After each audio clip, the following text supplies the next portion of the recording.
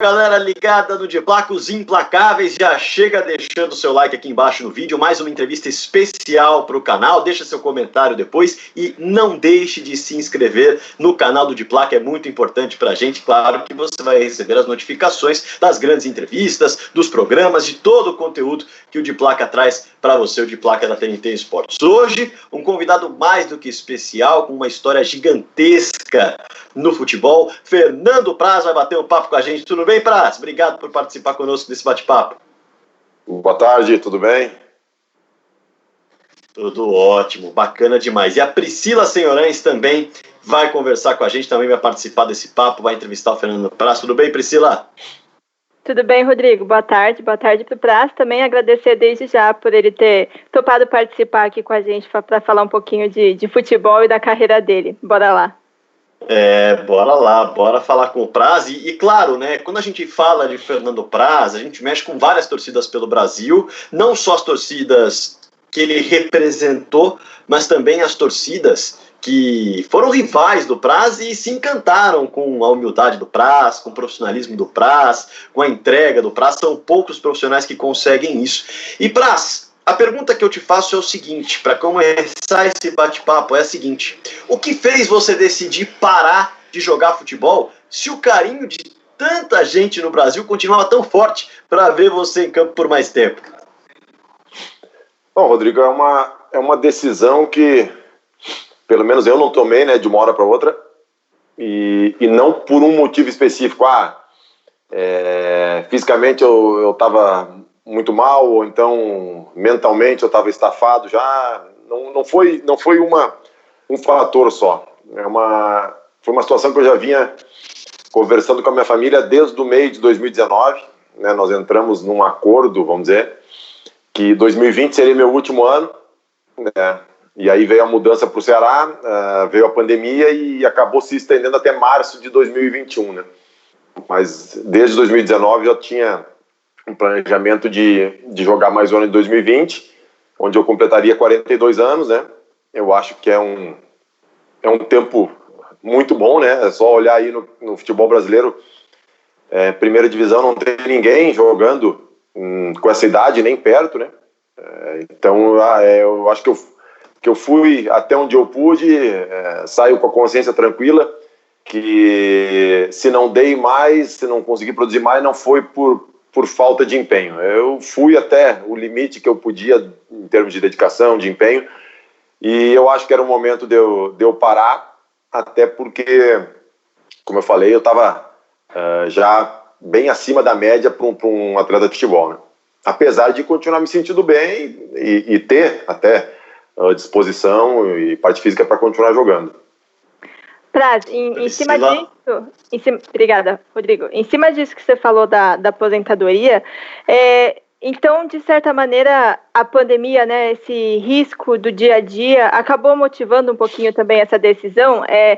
Digamos que talvez o futebol perde um pouquinho o brilho nessas ocasiões que a gente está vivendo hoje em dia? Eu já tinha tomado essa decisão em 2019, né? Como eu falei, depois de uma conversa com a minha família, analisando vários aspectos, né? O aspecto físico, o mental e também o lado pessoal. E até se vocês me perguntassem se fica alguma frustração, eu acho que a frustração minha fica de encerrar a carreira em um ano sem torcida, né? Eu acho que isso vai ficar um pouco de frustração para mim, porque o ideal seria, terminar um ano com torcida, ainda mais no Ceará, onde a torcida é fanática, é um clube que eu fui para lá muito também por esse ambiente que se tinha, do estádio do Castelão, da torcida do Ceará, e infelizmente eu pude conviver com ele, sei lá, acho que nem 10 jogos, né? Depois de 15 de março, a gente não teve mais torcida e ficou assim até o meu último jogo. Praz, eu queria te perguntar sobre o teu lado torcedor. Ainda que você estivesse, digamos assim, com foco no Ceará, na verdade eu não me recordo agora exatamente se você já havia anunciado a aposentadoria naquela data, eu acho que não. Mas do teu lado torcedor um pouco, Praz, eu te pergunto o seguinte: como foi ver no ano seguinte à tua saída do Palmeiras a equipe conquistando a tão sonhada Copa Libertadores da América, que deu tanta dor de cabeça para quem jogou lá nos últimos anos, né? O torcedor acabava, às vezes, pegando no pé, virava aquela obsessão, aquela pressão. Como foi você observar o Palmeiras ganhando aquela Libertadores e, poxa, justamente no ano seguinte a tua saída, né? Primeiro fiquei muito feliz, né? Muito feliz porque justamente pelo que tu falou, eu sei da obsessão e da cobrança que era tanto interna como externa em relação a vencer a Libertadores de novo, né? E como eu tenho muitos amigos lá dentro ainda, né? Tanto na área dos funcionários como nos jogadores, eu fiquei muito feliz. E óbvio que fica um gostinho, né? Não só eu, mas o Dudu também, provavelmente, né? O próprio Dracena, que está trabalhando lá, mas é diferente, está dentro de campo, né? Mas são coisas do futebol e, de uma maneira indireta, eu também me sinto realizado porque pessoas que eu gosto e que eu admiro conseguiram vencer. Muito legal. Lá no começo o Rodrigo falou sobre a situação de você ter a admiração de várias torcidas do Brasil, né, Praz? E agora que você está aposentado, quem sabe você pode contar pra gente se talvez em algum momento da sua carreira chegou algum convite de algum rival para você jogar, tanto aqui em São Paulo como também quando você estava no Ceará. Já teve alguma ocasião desse tipo? Não, rival direto, não. Quer dizer, eu tive uma sondagem do Santos, mas quando eu estava em Portugal, né? Antes de retornar, acho que foi 2007 e acho que no fim de 2005 para 2006 pelo Corinthians. Na época o Antônio Lopes era o treinador e o Corinthians acabou trazendo o Johnny Herrera, se não me engano, chileno da Laú. Então, para rivais assim, aí no Rio de Janeiro eu tive duas situações, foi uma para o Botafogo e para o Fluminense. Em ambas o Cuca era o treinador, né? E isso foi 2007, 2008, se não me engano. São histórias curiosas que o torcedor acaba pedindo para a gente perguntar, né, Praz? E uma outra coisa, ainda falando sobre a tua carreira. O técnico Abel Ferreira, ele marcou muito as pessoas ao dizer, depois do título da Libertadores, que para conquistar aquilo que ele conquistou, ele precisou ser um pior pai, um pior filho, um pior tio, um pior familiar, um pior amigo. Para alcançar o sucesso que você conquistou na tua carreira, você precisou também ser um pior pai, um pior filho, um pior tio? Agora que você encerrou, você para e pensa, eu precisei ser pior pessoalmente para ser melhor profissionalmente? Eu acho que eu tive que abrir mão de muitas coisas, né? Isso sem dúvida nenhuma. Falando da vida pessoal, né? Pai, mãe, aniversários, datas especiais, Natal, Ano Novo, principalmente os aniversários, né? Dificilmente a gente consegue conviver, né? A gente abre mão, óbvio, tem uma recompensa, né? Falando de mim, né? Eu tive uma recompensa pela carreira que eu construí, mas eu admiro muito pessoas como Abel, falando, né, como Roger, que trabalharam comigo ali, porque para quem não foi jogador, de repente é mais fácil, né, fazer isso. Agora, para quem viveu a vida de jogador durante 15 anos, abdicando essas coisas e emendar na vida de treinador e continuar abdicando, é realmente complicado. Eu bato palma para esse tipo de pessoa. Eu, sinceramente, não sei se eu conseguiria ter esse tipo de vida, né? Depois eu joguei profissionalmente 24 anos, né? Então foram 24 anos de muitas privações. E aí eu pegar e emendar mais 15 ou 20 anos de treinador, olha, é muito complicado. Praz, deixa eu interromper um pouquinho essa parte, falando sobre a sua carreira. Eu queria escutar a sua opinião, registrar a sua opinião sobre um jogador em específico do Palmeiras, que é o Everton, né? Que divide ali a mesma posição que você fez a sua história também. É um jogador de seleção, que muitas vezes as pessoas falam que é o melhor do nosso país. E eu gostaria de registrar a sua opinião, a sua visão e como que você enxerga, até mesmo em relações pessoais, quem sabe, o goleiro Everton do Palmeiras. Eu acho que foi excelente a ida do Everton para o Palmeiras, né? Para ele, profissionalmente, veio para um grande centro, né? O Atlético Paranaense é um grande clube, tem uma estrutura invejável, mas todo mundo sabe que a repercussão nos centros Rio de Janeiro e São Paulo são maiores, né? E eu acho que ele vem no momento certo, que ele teve um amadurecimento e hoje, na minha opinião, ele está no auge da forma física, da técnica, da mental, né? Tu olha para o campo, o Luxemburgo falou isso uma vez, né? Tem goleiros que tu olha para o gol e o cara enche o gol, né? E o Everton atingiu esse patamar. Hoje, jogando no Brasil, eu acho que ele é o goleiro que atravessa o melhor momento, sem dúvida nenhuma. Voltando para a tua carreira, Praz, se você pudesse resumir em uma palavra ou em uma frase, eu queria que você resumisse o que cada clube significou na tua carreira. Uma palavra ou uma frase? Então, cara, eu fiz uma cronologia mais ou menos disso, né, já algumas vezes. O Grêmio foi onde eu me formei, né, como atleta, né, 10 anos. A Francana foi o time que eu joguei meu primeiro jogo como profissional. O Vila Nova foi o time que eu conquistei o primeiro título como titular jogando. O Curitiba foi o primeiro time de primeira divisão que eu fui campeão. Aí eu fui para Portugal, né? Minha primeira experiência fora do Brasil.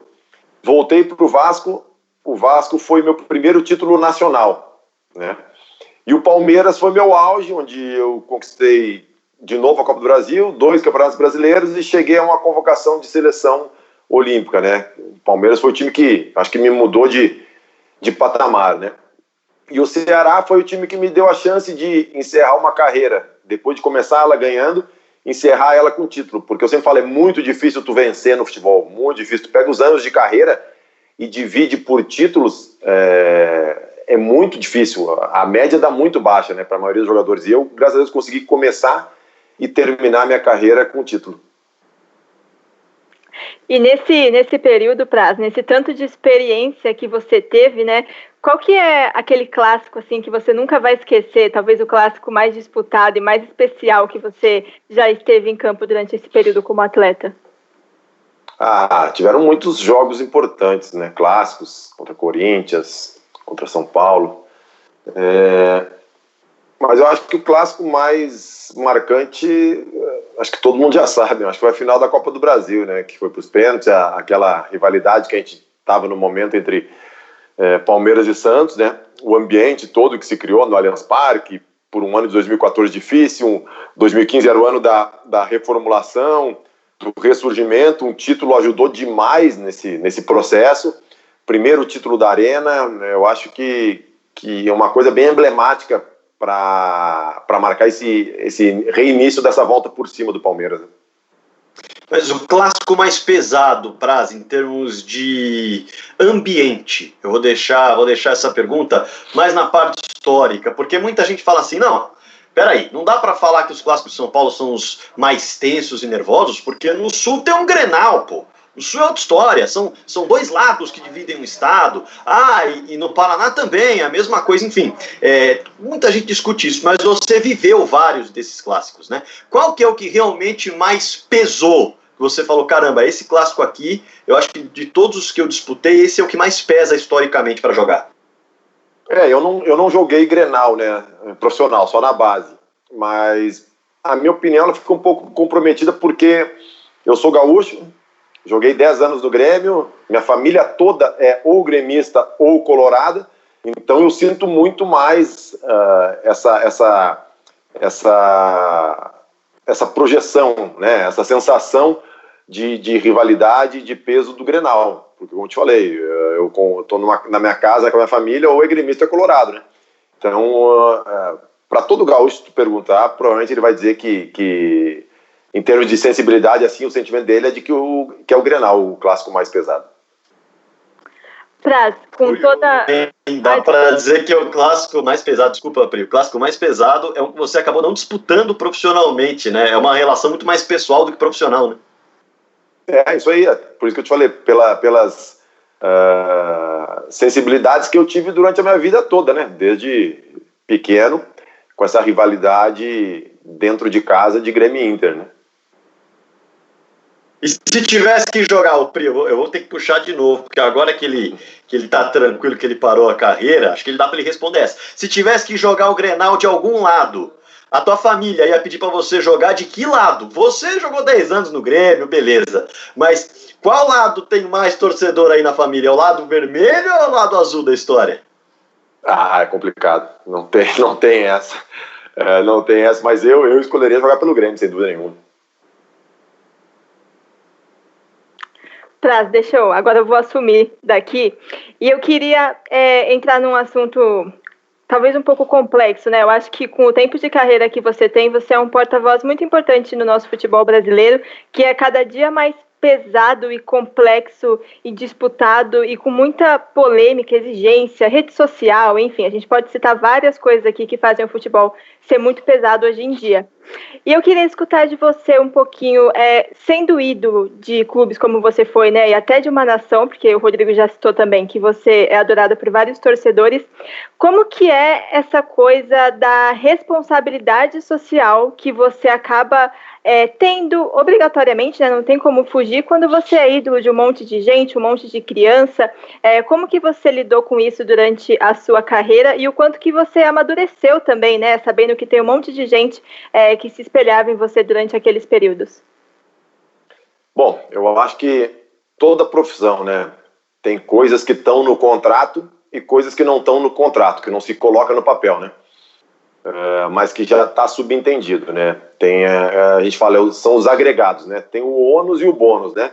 Então tem muita coisa que não é de tua responsabilidade, né? Tecnicamente, mas que vem junto, está no preço da profissão. E não importa se tu não queira pegar isso para ti, se tu não tá no futebol por causa disso, se para ti não importa.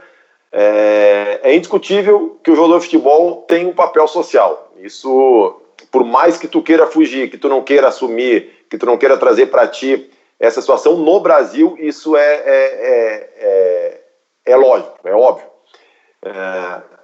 E eu acho que o cara que tem um mínimo de noção, né, de coração, de sensibilidade, ele vai entender isso, por mais que ele não goste. Tem gente, eu sei de vários jogadores que falam, pô, eu não quero ser exemplo para ninguém, eu quero viver minha vida, eu quero fazer o que eu me sinto bem, eu não quero... Concordo, eu acho que tu tem que fazer o que tu te sente bem, mas tu tem que ter também noção do teu apelo social, né, em relação a exemplo, para atitudes, principalmente dos jovens, e também... além do exemplo que tu é, a força e a importância que tem a tua opinião ou uma colocação tua. Eu acho que isso é fundamental também, para tu saber o que falar e o que não falar também, né? O que fazer e o que não fazer. São pontos importantes, né, Praz? E é por isso que a gente gosta de ouvir quem realmente teve uma opinião colocada sempre, falando sobre responsabilidade. Aí eu pergunto também para você o seguinte, em cima do que a Priscila falou, qual a responsabilidade de um torcedor social também? Porque, por exemplo, você já sofreu com xícara voando na cabeça de jogador, você já sofreu com pressão de torcida em aeroporto, você já viu e já ouviu falar, por exemplo, diretor de futebol com torcida organizada na frente da casa protestando. Porque esse tipo de coisa ainda parece tão natural no futebol. O que é preciso fazer para mudar o comportamento do torcedor? Isso é cultural, né? A gente fala sempre do futebol, né? Já me perguntaram, mas o futebol está muito violento, tem que ter torcida única, não tem que ter torcida. Não é o futebol que está violento. A nossa sociedade está violenta, né? Só que tem algumas coisas que a gente releva muito mais no futebol, né? Tipo assim, no futebol pode. Vou dar um exemplo. Se tu entra no shopping hoje e quebra a vitrine de uma loja, os caras te levam preso, te levam para delegacia. Se tu entra num CT, se tu apedreja um ônibus, se tu invade um campo para agredir alguém, tu não vai preso. A polícia vai lá e só te escolta para sair. É a mesma coisa que tu chegar na tua casa, tem um ladrão invadindo tua casa, tu chamar a polícia escoltar ele só. Quer dizer, é uma coisa totalmente surreal. É absurdo. E entra dentro daquilo que eu sempre falo. Algumas coisas... Deve falar, mas foi sempre assim. Só porque as coisas são sempre assim, não quer dizer que isso virou normal. A partir do momento que tu aceita que isso é normal e é aceitável só porque foi sempre assim, eu acho que tu tá entrando num caminho sem volta. É como a corrupção. Mas foi sempre assim, sempre. O Brasil é corrupto desde que Cabral chegou. E daí tu começa a aceitar coisas que não tem sentido, né? E o futebol é mais ou menos isso. Eu já ouvi várias vezes torcedores dizer, eu pago o teu salário, tu é meu funcionário, ou coisas do tipo, né? Eu acho que vai muito além do futebol. Eu acho que é uma questão cultural, educacional, né? Que a gente vai conseguir mudar de repente daqui a 3, 4 gerações, e eu nem acredito que seja um pouco óbvio que é óbvio o papel do governo, né, prover uma educação de qualidade, mas é muito mais de dentro para fora de casa. Eu acho que começa nos teus filhos. Se tu quer mudar qualquer coisa na sociedade brasileira, mais do que falar, do que ir para a rua protestar, do que juntar milhões de pessoas na Paulista para protestar, é moldar o caráter dos teus filhos. Eu acho que aí a gente começa a conseguir mudar alguma coisa de verdade. Cada um tem que fazer a sua parte. E o ambiente do futebol, Praz? Outra pergunta que é legal fazer para quem está parando de jogar ou parou de jogar recentemente. Ele é um ambiente tóxico? Tem muita inveja, a gente tentando passar a perna? Ou isso é uma lenda de quem vê de fora? Como em qualquer outro lugar. Como em qualquer outro lugar. Outro dia me perguntaram também, mas tu acha que tem corrupção no futebol? Por que não vai ter corrupção no futebol? Se tem em todos os setores da nossa sociedade, não vai ter no futebol? Na televisão, na imprensa tem, no meio artístico tem, no meio industrial tem, no meio financeiro tem. Isso é de todo mundo. Claro que no futebol fica mais latente porque a gente tem uma cobertura mediática muito grande, né? Ninguém está numa empresa transmitindo o dia a dia da empresa 24 horas na frente da empresa, vendo os funcionários sair, entrevistando os caras, indo no momento de lazer do cara, tirando foto. Não tem isso, né? E o futebol tem tudo isso, e isso aflora ainda mais a questão da vaidade, né? E aí o ser humano, por natureza, é vaidoso, e não é um defeito ser vaidoso, mas tudo dentro de um limite. Eu acho que não é só o futebol. A gente fala do futebol porque é o nosso nicho, né, de trabalho, mas isso é da sociedade em geral, que no futebol fica mais latente por causa da exposição que a gente tem, né? Praz, claro que, como você mesmo falou, não é só no futebol, né? Mas o Rodrigo até perguntou sobre essa questão de torcidas e também bastante de violência que a gente vê aqui se tratando de torcedor agora, ainda que sejam todas as profissões, não só de jogador de futebol. Se os seus filhos hoje perguntam a você que eles querem, um quer ser jogador, outra quer ser jogadora de futebol e pedem o seu conselho. Você, sabendo de toda essa pressão, essa responsabilidade social e esse perigo, né? O que você diria para eles? Você incentivaria ou você talvez tentaria tomar um outro rumo para não passar por algumas situações desagradáveis que talvez você tenha passado? Não, eu explicaria para eles como né? Porque o que a imprensa mostra é o topo do iceberg, né? É aquela pontinha que fica para fora da água só.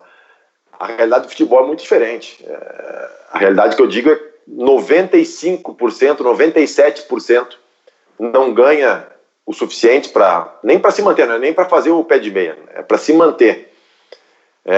Então a realidade do futebol é totalmente diferente. É muito difícil ser jogador profissional e ainda mais difícil ser jogador de ponta, né? Então eu explicaria isso, mas daria todo o apoio do mundo para eles poderem realizar o sonho, até porque ainda mais eu que vivi isso aqui, né? É uma profissão mágica. Se eu puder incentivar o maior número de pessoas a serem atletas profissionais, eu vou incentivar, porque é uma profissão realmente, a gente que joga, e principalmente em alto nível, é abençoado, porque é uma profissão que eu hoje não trocaria ela por nenhuma no mundo. São muitos anos no futebol, né, Praz? E você sempre olhou o futebol de uma forma muito macro. Eu acho que essa é a palavra. Você sempre olhou o futebol de uma forma muito ampla. E aí eu te pergunto, bem na lata, porque é legal perguntar para quem viveu tanto tempo no futebol e nesse momento, nesse período recente do futebol brasileiro. Por que o Brasil não ganha uma Copa do Mundo desde 2002, Praz? Cara, a gente ficou sem ganhar desde 70, né? Até 94, né? Foram 24 anos, né? Agora já são quase 20, né? Cara, eu acho que o futebol se desenvolveu muito em outros países, né? A gente tem países hoje que não eram referências e não eram nada, né, no mundo, no mapa do futebol, e hoje são grandes países. E não é só o Brasil, né? A Argentina, a história que tem no futebol, e a Argentina, mesmo com Messi, com grandes jogadores, não consegue ser campeã do mundo de novo, né? Então é uma situação muito complicada, cara. A gente tinha uma hegemonia porque na época do futebol amador só o talento, amador que eu digo, tirando essa fase moderna do futebol, né?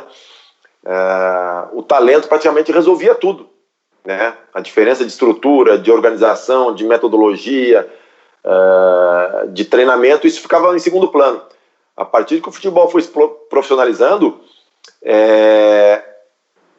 deixou de se ganhar só dentro de campo. Hoje o futebol, para tu ganhar, ele começa muito antes do jogador subir para o campo, né? Fora das 4 linhas. Óbvio que tudo se resolve lá dentro ainda, mas o futebol fora das 4 linhas, hoje, ele tem que ser colocado nessa conta, e ele tem um grande peso no que acontece dentro de campo, né? Ele é reflexo, na verdade, do que acontece fora de campo, o futebol. Mas óbvio que o talento e o dom brasileiro ainda tem o seu valor, né? Mas hoje ficou muito mais difícil vencer, ser competitivo só com o talento e só com o dom, né? Praz, caminhando para o final aqui, a gente já vai te liberar, a gente promete. Tem mais um assunto que a gente queria registrar a sua opinião, que ultimamente vem causando diversos posicionamentos aqui no nosso país, que é sobre os técnicos estrangeiros, né? E aí a gente pode citar 2 equipes como exemplo, que eu pensei agora, mas obviamente você pode ter a sua opinião e suas referências também. Mas se tratando principalmente de Palmeiras e Flamengo, né? Você vê que esses 2 times foram campeões recentemente com técnicos estrangeiros, porque os técnicos chegaram em 2 potências muito fortes do nosso futebol brasileiro, ou esses times ganharam porque tiveram técnicos estrangeiros? Qual que é a sua linha de raciocínio para se falar desse assunto? Falando da Libertadores, os 2 estrangeiros ganharam, né? Mas o Campeonato Brasileiro, o Palmeiras e o Flamengo ganharam com treinadores brasileiros também, né? Uma história recente, né? Cuca, Filipão, Rogério Ceni.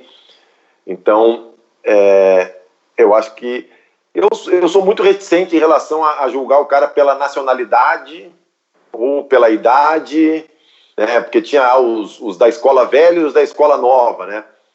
Isso é muito relativo. E também ser da escola velha ou da escola nova não garante que seja o bom e o ruim, né? A gente está dizendo que a escola nova é a boa e a velha é a ruim. Para mim não tem validade. Eu acho que a vinda de treinadores estrangeiros e que dão certo no Brasil é muito bom, é maravilhoso, porque equilibra, né, a balança. Tem treinadores junto com os treinadores brasileiros que também são vencedores, e eu acho que quem tem a ganhar mais do que os treinadores estrangeiros são os próprios treinadores brasileiros, que vão conseguir ter experiências fora do seu meio, né, experiências novas, porque não adianta, quando o cara vem de longe, quando o cara vem de um outro mercado, por mais que não traga coisas absolutamente novas, mas traz ideias diferentes, às vezes percepções diferentes, às vezes a mesma ideia, mas com aplicações diferentes, né? Eu acho que é maravilhoso para o futebol brasileiro essa troca que está tendo entre os treinadores brasileiros e estrangeiros, e se perguntar para os estrangeiros, pode acreditar que eles também devem ter esse sentimento de que para eles está sendo ótimo vir para o Brasil e conhecer o trabalho que é feito aqui também. Certamente. E aí eu te pergunto, né, Praz, a gente observa um Rogério Ceni, que foi goleiro recentemente também, ser multicampeão, né? Ele hoje é o grande técnico da história do Fortaleza, chega ao Flamengo, conquista um título brasileiro em pouquíssimo tempo de carreira. Goleiro em si, por estar observando a carreira inteira o jogo de frente, dá para dizer que tem mais chances de chegar com mais cancha de visão de jogo para ser técnico, e não dá para imaginar o Praz técnico, a gente não pode nem cogitar essa possibilidade, Praz. Não, eu como técnico não. Por aquele motivo que eu te falei, eu acho sensacional, acho uma profissão mágica, porque Tu coloca conceitos, tu treina o time, depois tu vê o time, que tu é o comandante, né? Se movimentar dentro do campo, fazer as coisas que tu planejou. Agora eu não me vejo. Em relação ao goleiro, cara, tem essa teoria de que o goleiro vê o jogo de trás, que enquanto os jogadores estão correndo e com o olho só na bola, pensando no jogo, a gente tá lá atrás analisando todo o jogo com calma, né? Mas, cara, tem grandes goleiros que viraram treinadores, mas tem atacantes, tem meio-campos, né? Tem Guardiola, Zidane, a gente tem o Klopp, foi zagueiro, Mourinho não jogou, Jorge Jesus foi um jogador mediano, né? Marco Silva, um outro português também. Quer dizer, não é garantia, cara, de nada. O Reina, né? O Reina não. O Rafa Benítez também nunca jogou futebol. Quer dizer, isso é muito relativo. Eu não gosto de traçar um perfil, sabe? De estigmatizar determinada profissão. Eu acho que depende do comprometimento do cara, da dedicação do cara e, óbvio, da inteligência, do poder de liderança, do poder de convencimento, de comunicação. É uma série de fatores que tornam o cara um bom treinador, né? Que nem professor. Às vezes, um professor de direito é um baita jurista, ele sabe tudo da legislação, mas ele não consegue ser um bom professor, ele não consegue passar na aula o conteúdo dele. Então, eu acho que vai muito por esse lado. Para encerrar agora, eu queria falar um pouquinho sobre rede social. Até cheguei a citar em outra pergunta, mas não perguntei especificamente sobre isso. Você pegou ali 2 eras, talvez, digamos assim, em que a rede social não dominava tanto o nosso mundo e o futebol também, e agora que a rede social tem muito jogador que é viciado, digamos assim. Acho que a gente pode afirmar que o dia inteiro ali se comunicando com o torcedor, acompanhando notícias. Como é que você vê essa diferença, né? Você vê uma diferença de concentração dos atletas, até mesmo de pressão e de até dificuldade de se manter nas equipes profissionais, né? Porque acaba sendo difícil ler algumas coisas, pelo menos eu imagino, por parte de jogadores que acompanham as redes sociais. Como você vê esse fenômeno aí que invadiu o futebol hoje em dia? O mundo, né? Os jovens hoje vivem conectados, né? Eu tenho 2 filhos de 13 anos, eles nasceram na geração do celular, da internet, e não adianta a gente lutar contra isso. A gente fala, mas no meu tempo estava na rua brincando, jogando bola. Era outro tempo. Que nem eu falo, não tem certo e errado, tem que achar o equilíbrio, né? Mas, cara, na minha época, quando eu comecei, a pressão nossa era... O jornal tinha pouco acesso, tinha que comprar o jornal para ler. Era rádio, televisão, tinha um canal que tinha esporte durante 1 hora no dia. Hoje são 5, 6 canais com esporte 24 horas. Tu não precisa sair na banca para comprar o jornal. Tu pega o telefone e tu vê. Tu pode acordar 4 horas da manhã para ir no banheiro e pegar o celular. E é o que acontece, né? Tu tá na concentração deitado, tu tá com o celular. Então tu tá conectado 24 horas. E a pressão que tu tinha era de um estádio te vaiando antigamente. Que não é nada comparado à pressão que o cara sofre hoje. Através das mídias sociais. E é uma pressão que assim, até contraditoriamente, a pessoa mesmo busca, né? Porque ele pega o celular ele se conecta, ele abre o canal de comunicação. E é absurdo, cara. Antes tu tinha, uma vez a semana, 90 minutos que tu era pressionado lá. E durante a semana, a tua própria pressão. Hoje em dia tu é pressionado 24 horas. 24 horas. Porque o celular é teu companheiro 24 horas e tu fica ligado direto. E na internet tem uma coisa também que é muito parecida com o futebol, né? O mundo virtual parece que pode tudo. Eu já vi várias pessoas, comigo já aconteceu isso. Vou dar um exemplo aqui, não vou falar o nome da pessoa, até para não dar ibope, né? Eu já usei esse exemplo. Quando eu anunciei minha aposentadoria, dia 27, 28 de fevereiro, eu recebi, sei lá, mais de 11 mil mensagens no meu Instagram e mais, acho que 5, 6 mil directs. Pô, as pessoas me parabenizando, me elogiando. Teve uma mensagem nessas mais de 20 mil que, se eu mostrar pra vocês não acreditam.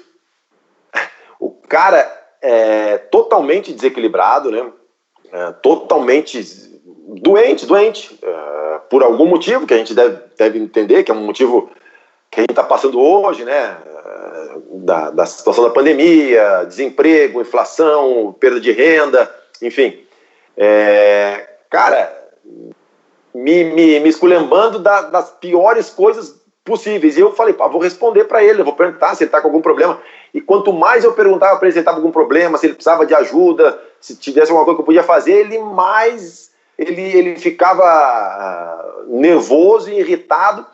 Então é uma coisa meio doentio às vezes que a gente está tendo com a internet. A gente acha que é uma terra de ninguém, que na internet tu pode fazer tudo. Outras vezes o cara te xinga na internet, tu responde, ele fala, me desculpa, eu perdi a cabeça, eu gosto de ti, tu é meu ídolo, eu não quis falar isso, eu pensei que tu não ia ver, pensei que tu não ia ver. Então, as mídias falam que a internet que as mídias sociais são o câncer da sociedade. Não, de jeito nenhum. A internet foi uma das coisas mais incríveis que o ser humano inventou. E é uma coisa super boa. Agora, tu pela tua incapacidade, pela tua maneira doentia de viver, tu jogar a culpa na internet, eu acho que é uma covardia absurda. A internet é uma coisa maravilhosa, desde que se usada por pessoas do bem. Mas, sem dúvida nenhuma, é outra parte da sociedade também que está, de uma maneira, assim, deplorável. E o jogador de futebol sente muito isso, principalmente os mais novos que são acostumados com isso, né? Eu e o Sobs concentrávamos juntos. E ele é mais ou menos da minha geração, né? A gente comentava isso, que é impressionante, cara. Impressionante. Muitas carreiras de jogadores de futebol vão se acabar e às vezes a pessoa não sabe. Às vezes tu olha um jogo e fala, mas o que está acontecendo com esse cara? Por que essa queda de rendimento? Por que ele é bom e ele não consegue render? Se vocês passassem uma semana nas redes sociais de um jogador de futebol, vocês iam ter noção do que é, cara. É uma coisa surreal. A gente imagina, mas é exatamente o que você falou, a gente só imagina. Se a gente passasse uma semana para entender, a pressão psicológica deve ser absolutamente gigantesca. E para crianças, né? Porque quem tem 17, 18 anos, para o futebol ainda é uma criança. Ô, Praz, me fala uma coisa, a gente não vai ver você como técnico, a gente vai ver você aonde? Quais são os próximos passos? Então, Rodrigo, eu penso em ficar no futebol, mas fora do campo, né? Aí eu tenho que entender onde é que eu vou conseguir me encaixar, onde eu vou me encaixar, aonde eu vou poder agregar mais conteúdo, né? Porque eu também não quero parar de jogar futebol, virar qualquer função para ter um cargo ou para exercer alguma função. Eu quero ser qualificado o suficiente para ser o melhor para ser escolhido para aquela função, entendeu? Que eu possa agregar alguma coisa. Você já está estudando algo, fazendo algum curso? Não, eu me formo em administração no mês do ano que vem, né? Eu estou no terceiro ano de administração já. Eu me formo no mês do ano que vem. Terceiro ano de administração. Mas você parou agora há pouco. Como que você estava juntando isso com os treinos? Agora eu vou ter que perguntar. Fazer um merchandising aqui. Faculdade Online da FAM, a nossa parceira de Palmeiras. A Leila Pereira me presenteou com uma bolsa de estudos. Caramba, e tudo online então? Tudo online. Que legal. No fim das contas, você vai se formar no ano que vem em administração e aí você vai entender se você vai fazer algum curso, por exemplo, profissionalizante para futebol, ou você acha que isso já te dá um encaminhamento, por exemplo, para um local de gestão mesmo, de um clube, e aí o dia a dia também vai te ajudar? Não, eu acho que o tempo meu no futebol, 30 anos de futebol, ajudaram a me formatar, né? O conteúdo teórico, eu estou buscando, né? E não só com futebol também, eu tenho alguns negócios fora, né? E isso é importante para eu conseguir também gerir os meus negócios. Essa faculdade me ajudou de uma maneira incrível, até na gestão das minhas coisas fora, no entendimento dos meus negócios fora do campo, né? Eu, nos últimos anos, entrei em alguns negócios, né? De empreendedor, e o curso me deu algumas visões, algumas noções que eu não tinha enquanto negócio, né? Mas eu acho que as duas coisas são muito importantes, tanto a questão da vivência no futebol, da prática, como da teoria. E eu, cara, enquanto eu estiver parado, eu vou estudando. Eu tenho amigos fora do Brasil que já me convidaram para estar com eles lá pelo tempo que eu quiser, né, fora do país, para entender como é que as coisas funcionam lá. Eu tenho muita curiosidade sobre o business, sobre o mercado americano, de como eles desenvolvem as franquias, né, porque eu acho que isso é uma tendência. Mais dia, menos dia, o Brasil vai ter que ir para o lado de clube-empresa, como foram todos os clubes do mundo, menos Barcelona e Real, né? Barcelona e Real são os heróis da resistência, né? Liverpool, Manchester, Juventus, Fiorentina, todos os times de todos os países, Benfica, Porto, Sporting, são empresas.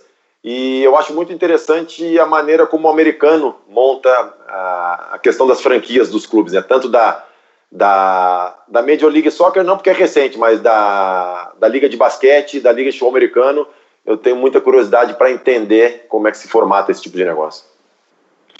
Bom, a gente vai ter que marcar uma entrevista mais para frente para falar sobre isso, porque nós já estouramos o tempo, mas certamente vai dar muito conteúdo legal, esse tipo de preparação que você está fazendo para a tua sequência profissional. Praz, parabéns, sucesso, obrigado pelo comparecimento aqui, por aceitar o convite, tirar um tempo seu, e agradecer também, evidentemente, a primeira entrevista que a gente faz com você fora já do teu dia a dia de futebol, agradecer que sempre quando esteve no dia a dia do futebol também, eu cobri o Palmeiras por tanto tempo, também posso dizer que estava sempre à disposição, sempre muito solícito, muito bacana, só posso te agradecer, parabenizar pela carreira e desejar sucesso nessa nova jornada que vem por aí de estudos e de um novo campo para jogar. Sucesso, Praz, obrigado.